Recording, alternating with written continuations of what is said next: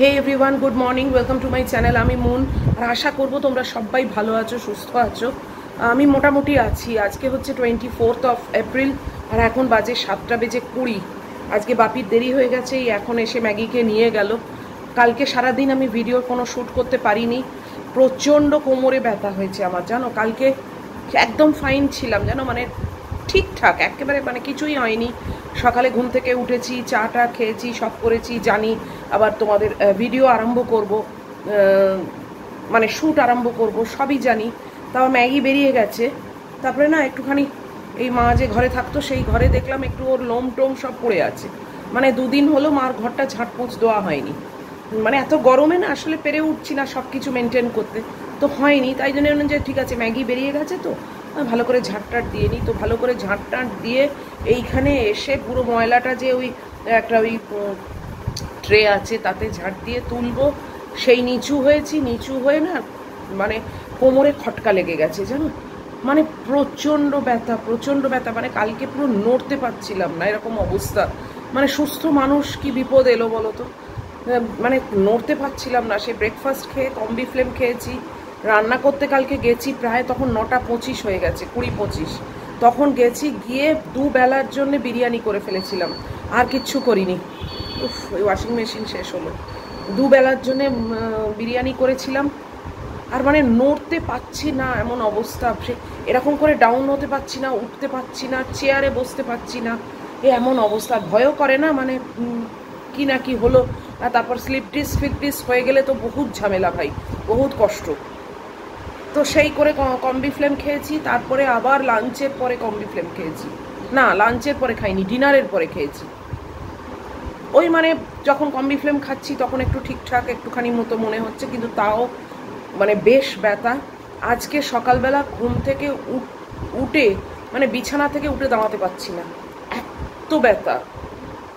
মানে উঠতেই পাচ্ছি না, যে কি অবস্থার। গুড্ডির ঘরে ঘুমোচ্ছে, কোনো সাপোর্ট নেই, কিছু না। কি কষ্ট করে আমি পুরো হামাগুড়ি দিয়ে উঠেছি আমিই জানি, জানো। আর এখন মানে নড়তে পারছি না। চা খেতে বসেছি কি কষ্ট করে আমিই জানি, যে মানে এতখানি মানে লাগছে না যে বলবার কথা না। আজকে আমার বিকেলে একটু বেরোনো আছে, কিছু একটু পার্সোনাল জরুরি কাজ আছে, যেটার জন্য আমাকে বেরোতেই হবে। তো সেই আমি বুঝতেই পারছি না যে কি করে বেরোবো, কি করব না করব। উফ, আবার কম্বি ফ্লেম খাবো, কিন্তু ভীষণ ব্যথা, ভীষণ ব্যথা। মানে কালকে আমি ভিডিও আর শ্যুট করব কি, আমি নড়তে পারছি না। এই করে ভিডিও শ্যুট করা যায় বলো? মানে কিছুই করতে পারিনি কালকে। তারপরে রাত্রিরে কালকে সেই বিরিয়ানি ছিল, মানে দুজনের কারি, রাত্রিরেরও করেছিলাম, সকালেরও করেছিলাম। সকালটা খাওয়া হয়ে গেছিলো, রাত্রিরে আমাদের আর কারোর ইচ্ছে হলো না ওই গরমে বিরিয়ানি খেতে। তো সেই ওই ওই কী বলে, গুড্ডি একটু আইসক্রিম নিয়ে এসেছিলো, সেই আইসক্রিম একটু বিস্কুট ওই বাটার দিয়ে এইসব খেয়ে আমাদের হয়ে গেছে কালকে।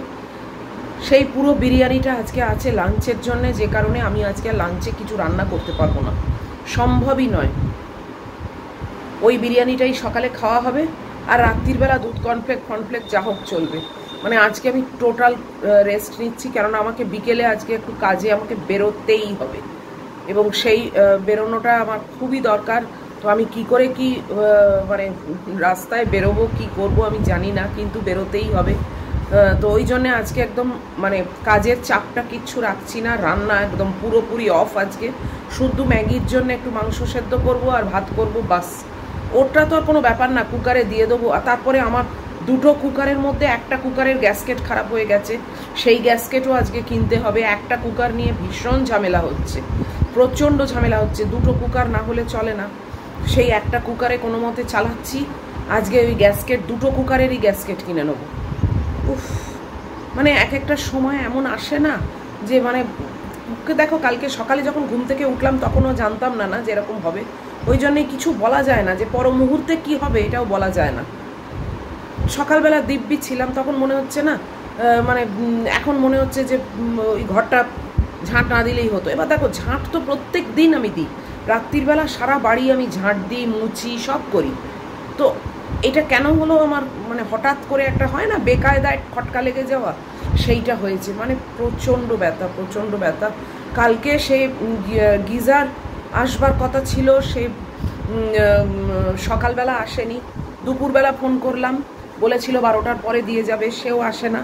তারপর ফোন করতে 1:40-এ ফোন করেছি, তখন বলছে আপনার গিজার নিয়ে বেরিয়ে গেছে, আরও 2-1টা জায়গায় টাইলস ডেলিভারি হবে, সেইটা দিয়ে আপনাকে গিজার দিয়ে আসবে। ঠিক আছে, ভালো কথা।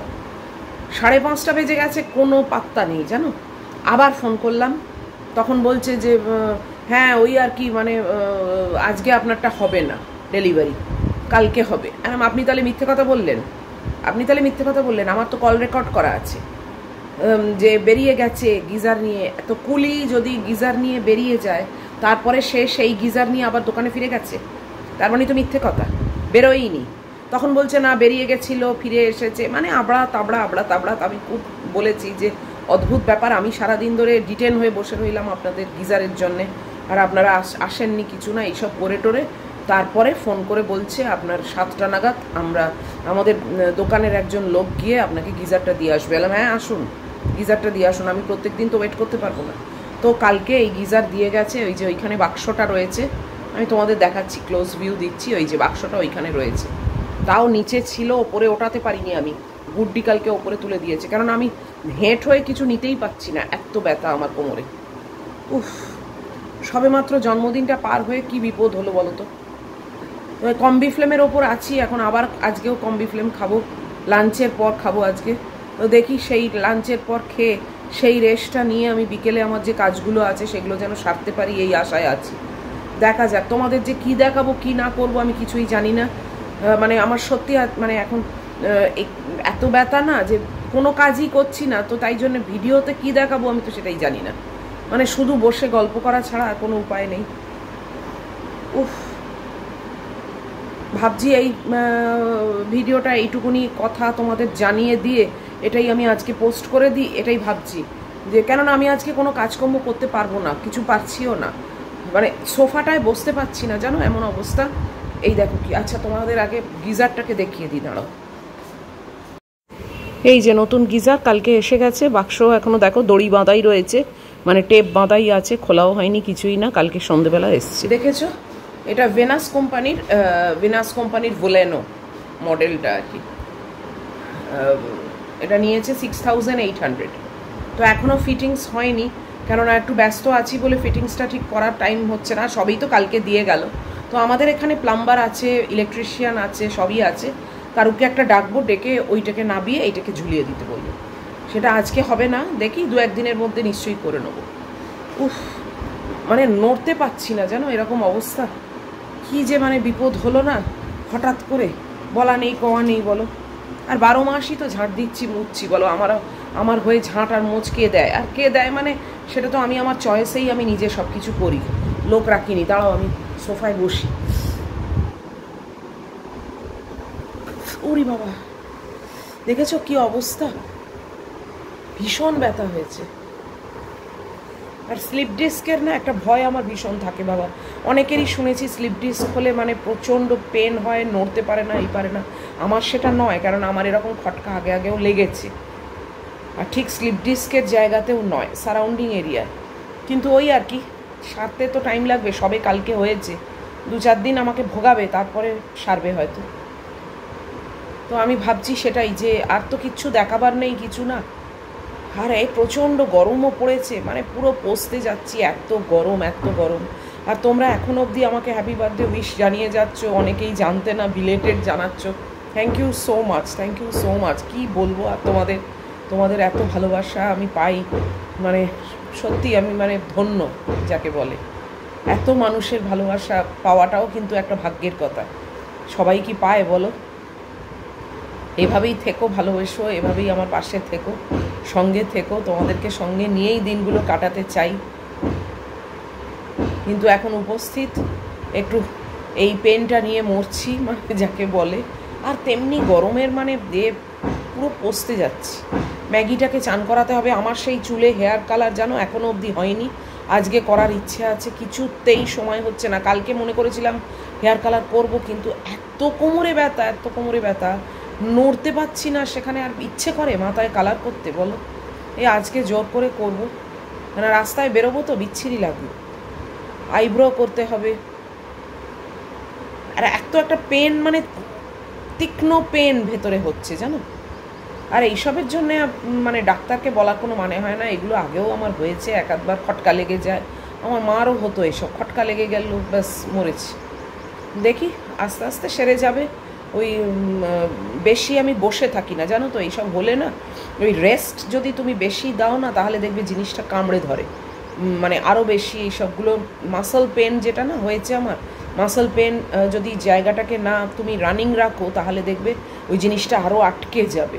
চেষ্টা করছি হাঁটাচলা করে সেটাকে স্মুথ রাখার বা রানিং রাখার, দেখা যাক কবে সারে। আর আমি আজকের এই ভিডিওটাকে আমার মনে হয় আজকে পোস্ট করে দিই, তাহলে তোমাদের আজকের দিনটা গ্যাপ যাবে না।